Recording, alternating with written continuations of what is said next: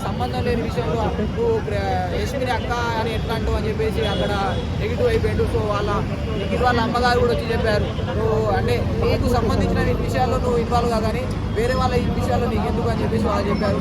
So నీకు బయట గౌతమ్తో పెట్టుకోవద్దని చెప్పి వాళ్ళ అమ్మ కూడా అన్నారు, ఎందుకంటే నీకు నెగిటివిటీ వస్తుందని చెప్పేసి. సో ఇక నిఖిల్ కూడా కొద్దిగా జంకిండు.